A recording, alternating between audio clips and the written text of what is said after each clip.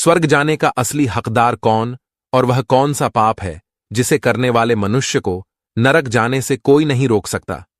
आज एक प्राचीन कथा के माध्यम से हम आपको बताने का प्रयास करेंगे कि पूजा पाठ, दान धर्म, जप, तप आदि प्रकार के करोड़ों पुण्य के काम करने के बाद भी कुछ मनुष्य नरक में ही क्यों जाते हैं, तथा अत्यधिक घोर पाप करने पर भी कुछ मनुष्य को स्वर्ग की प्राप्ति किस पुण्य के कारण मिलती है। ऐसा वह कौन सा पुण्य है जो मनुष्य के करोड़ों पापों का नाश करता है, और ऐसा वह कौन सा पाप है जो उसके करोड़ों पुण्यों को नष्ट कर डालता है। तो चलिए दोस्तों, बिना देरी किए शुरू करते हैं।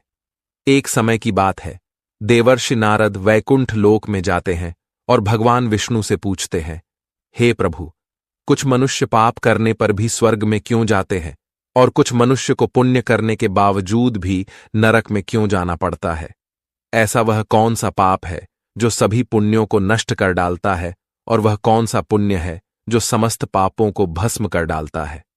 तब भगवान विष्णु कहते हैं, हे देवर्षि, आज आपने संसार के कल्याण हेतु उत्तम प्रश्न किया है। इसी संदर्भ में आज मैं आपको एक अत्यंत प्राचीन इतिहास सुनाता हूं, जिससे सुनकर आपको आपके सभी प्रश्नों के उत्तर मिल जाएंगे। इसीलिए आप इस कथा को ध्यान से पूरा जरूर सुने। जो भी मनुष्य इस कथा का श्रवण करता है, उसके समस्त पापों का नाश होता है। देवर्षि कहते हैं, हे प्रभु, आओ के मुख से इस कथा को सुनना मेरा सौभाग्य है। मैं इस कथा को ध्यान से पूरा अवश्य सुनूंगा और इसका प्रचार करूंगा। भगवान विष्णु कहते हैं, हे देवर्षि, पूर्वकाल की बात है। मध्य देश के एक नगर में एक ही समय पर 5 मनुष्यों की मृत्यु हो जाती है, और वे सभी मृत्यु के पश्चात यमलोक में पहुंच जाते हैं। यमलोक पहुंचने पर वहां का दृश्य देखकर वे सभी भयभीत हो जाते हैं। उनका अंग अंग कांपने लगता है। यमलोक में विशाल काय आकार वाले यमराज सुवर्ण से बने सिंहासन पर विराजमान होते हैं। उनके पास चित्रगुप्त बैठे होते हैं, जिनके पास सभी प्राणियों का लेखा जोखा रखा हुआ है। यम के दूत प्राणियों को आगे धकेल रहे होते हैं। कुछ मनुष्य जोर जोर से विलाप कर रहे होते हैं, तो कुछ मनुष्य अत्यंत प्रसन्न होकर चल रहे होते हैं। स्वर्ग के द्वार से सुंदर प्रकाश दिखाई पड़ रहा होता है, तो वहीं नरक के द्वार से धधकती हुई अग्नि की ज्वालाएं दिखाई पड़ रही होती है। इस भयानक दृश्य को देखकर वे पांचों एक दूसरे से बात करने लगते हैं और अपने अपने पाप के विषय में चर्चा कर रहे होते हैं। उन 5 में से 4 लोगों ने अपने जीवन में बहुत पाप कर्म किए हुए होते हैं, और उन सभी को यह जान पड़ता है कि अब वे चारों ही नरक में ही जाने वाले हैं। उन चारों में एक चोर होता है, दूसरी वेश्या होती है, तीसरा विद्वान पंडित होता है, तो चौथा एक राजा का सैनिक होता है, तथा 5वां एक धनवान किसान होता है। वे पांचों अपने अपने कर्म फलों को भुगतने के लिए तैयार होते हैं। फिर एक एक करके सभी पापी और पुण्य आत्माएं आगे चल रही होती हैं। वे चारों एक दूसरे के पाप कर्मों के बारे में बताने लगते हैं। पहले चोर कहता है, भाई, मैं तो पक्का नरक में ही जाऊंगा, क्योंकि मैंने बहुत बार चोरी की है, दूसरों का धन लूटा है, दूसरों को तकलीफ दी है, लेकिन ऐसा मैंने मजबूरी में किया था। चोरी करके मैं अपने परिवार का पेट पालता था, क्योंकि मुझे कोई काम नहीं देता था। शायद विधाता ने मेरे भाग्य में यही लिखा था, इसीलिए मैं ही हम चारों में सबसे बड़ा पापी हूं। मेरे पाप से मुझे कभी मुक्ति नहीं मिलेगी, यह मैं जानता हूं। पता नहीं मुझे अगला जन्म किस पशु का मिलेगा, यमराज मुझे कौन सा दंड देंगे। उसके बाद वह वेश्या बोलती है, भाई, हम चारों में मैं ही सबसे बड़ी पापिनी हूं। मुझसे बड़ा पाप यहाँ पर किसी ने नहीं किया होगा। जो स्त्री अनेक पुरुषों के साथ संबंध बनाती है, उसे नरक में ही डाला जाता है, यही शास्त्र कहते हैं। इसीलिए मेरा भी नरक में जाना तय है। किंतु मैं शपथ खाकर कहती हूं, मैंने ये पाप जानबूझकर नहीं किए हैं। जब मैं छोटी उम्र की थी, तभी एक दुष्ट व्यक्ति मुझे उठाकर ले गया और जबरदस्ती मुझे वेश्या बना दिया। मैंने ना चाहते हुए भी कई पुरुषों से संबंध बनाए हैं। मेरे पास जीवित रहने के लिए यही एक उपाय बचा था। मैं करती भी तो क्या करती। मेरे पास इतनी शक्ति नहीं थी कि मैं उस दुष्ट पुरुष से लड़ सकूं। पता नहीं किस पाप के कारण मुझे इस जन्म में वेश्या बनना पड़ा, और न जाने आगे मुझे किस पशु के रूप में जन्म लेना पड़ेगा। मेरे पाप से यह जान पड़ता है कि मैं भी पक्का नरक में ही जाऊंगी। उसके बाद वह सैनिक बोलने लगता है, भाई, हम चारों में सबसे बड़ा पापी तो मैं ही हूं। मैंने बहुत बड़े पाप किए। मैं राजा का सिपाही था, इसीलिए मैं लोगों पर जोर जबरदस्ती करता था। मैंने कितनों के प्राण लिए हैं, न जाने कितने मासूम लोगों को सताया है, न जाने कितने निर्दोष लोगों को मेरे हाथ से दंड मिला है। यमराज मुझे कभी क्षमा नहीं करेंगे और मैं निश्चित ही नरक में ही जाऊंगा। लेकिन मैंने ये सभी पाप जानबूझकर नहीं किए हैं। अपने प्राणों के भय से और परिवार के पालन पोषण के लिए मुझे ये पाप करने पड़े हैं। हमारा राजा जो कहता था उसका पालन हमें करना पड़ता था। राजा के विरुद्ध भला कोई साधारण मनुष्य कैसे जा सकता है? ये सभी पाप करते हुए मुझे अत्यंत दुख भी होता था और मैं जानता था कि ये पाप करने से मुझे नरक की ही प्राप्ति होगी। किंतु परिवार के मोहवश होकर मैंने ये काम किया है। लेकिन पाप तो पाप होता है, पाप करके पश्चाताप करने का क्या फायदा? इसीलिए मेरा नरक में जाना तो तय है। उसके बाद वह विद्वान पंडित बोलता है, भाई, हम चारों में से सबसे बड़ा पापी तो मैं हूं। तुम लोगों ने जो पाप किए हैं वो जाने अनजाने में किए हैं, या किसी ने तुमसे जबरदस्ती करवाए हैं या मजबूरी में किए हैं। किंतु मैं तो विद्वान था, मैं सब सत्य असत्य जानता था, मुझे सच और झूठ का ज्ञान था, लेकिन फिर भी मैंने धन के लोभवश ये पाप किए हैं। शास्त्र कहते हैं कि जो सब कुछ जानकर भी पाप करता है वह निश्चित ही नरक में गिरता है। मैंने अपने ज्ञान का दुरुपयोग किया है। मैंने अपने ज्ञान का उपयोग लोगों की सहायता के लिए नहीं, बल्कि धन को कमाने के लिए किया है। मेरे घर की परिस्थिति अत्यंत गरीब थी। मेरे पिता भिक्षा मांगकर गुजारा करते थे, लेकिन मैंने अपने घर की गरीबी को दूर करने के लिए धन लेकर ज्ञान देने की चेष्टा की है। शास्त्र कहते हैं, जो विद्वान ब्राह्मण अपने ज्ञान का दुरुपयोग करता है उसे निश्चित ही नरक में जाना पड़ता है। मैंने लोगों को ज्ञान देने के बदले में उनसे धन लिया है, कभी किसी को मुफ्त में ज्ञान नहीं दिया। इसीलिए आप चारों में सबसे बड़ा पापी तो मैं ही हूं और मुझे ही नरक में जाना पड़ेगा। उन चारों की बात सुनकर वह धनी किसान हंस पड़ा और बोलने लगा, तुम चारों तो इतने बड़े पापी हो कि तुम लोगों को नरक में जाना ही पड़ेगा। तुम लोगों ने घोर पाप किए हैं और इसीलिए यमराज तुम लोगों को कभी माफ नहीं करेंगे।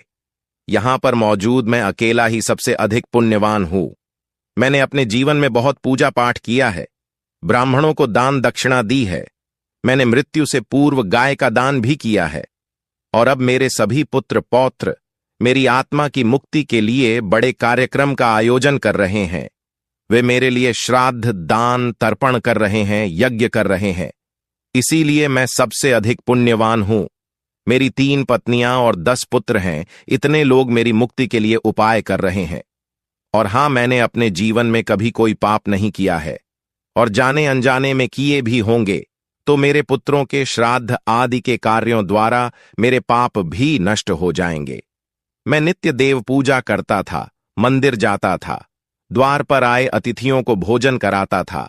इसीलिए मुझे पूरा विश्वास है कि यमराज मुझे नरक में नहीं डालेंगे और मुझे मोक्ष की प्राप्ति निश्चित ही होगी। फिर वे पांचों धीरे धीरे आगे बढ़ने लगते हैं, और फिर जब उनका समय आता है तो उन पांचों के पाप और पुण्य के कर्मों का मूल्यांकन किया जाता है। सबसे पहले बारी आती है उस चोर की, और फिर चित्रगुप्त उसका लेखा जोखा निकालते हैं। कुछ देर तक विचार करने के बाद, उसके पाप पुण्य का मूल्यांकन करने के बाद, यमराज उसे स्वर्ग में जाने के लिए कहते हैं। इस निर्णय को सुनकर चोर आश्चर्य में पड़ जाता है और बड़ी ही प्रसन्नता से वह स्वर्ग के दरवाजे की ओर चला जाता है। दूसरी बारी आती है वेश्या की। चित्रगुप्त उस वेश्या का भी लेखा जोखा निकालते हैं, और कुछ देर तक विचार करने के बाद उसके पाप पुण्य का मूल्यांकन करके यमराज उसे भी स्वर्ग में जाने के लिए कहते हैं। इस विचित्र निर्णय को सुनकर वह वेश्या भी आश्चर्य में पड़ जाती है। उसे यमराज के निर्णय पर विश्वास नहीं होता है और वह बिना कुछ कहे ही बड़ी ही प्रसन्नता के साथ स्वर्ग के द्वार की ओर चली जाती है। फिर तीसरी बारी आती है उस सिपाही की। चित्रगुप्त उसके भी कर्मों का लेखा जोखा निकालते हैं और कुछ समय विचार करके उसके पाप पुण्य का मूल्यांकन करके यमराज उसे भी स्वर्ग में जाने के लिए कहते हैं। इस निर्णय को सुनकर वह सिपाही भी सोच में पड़ जाता है और बड़ी ही प्रसन्नता के साथ वह स्वर्ग के द्वार की ओर निकल जाता है। फिर चौथी बारी आती है उस विद्वान ब्राह्मण की। चित्रगुप्त उस ब्राह्मण के कर्मों का लेखा जोखा निकालते हैं और कुछ देर तक विचार करते हैं। फिर यमराज उस ब्राह्मण को भी स्वर्ग में जाने के लिए कहते हैं।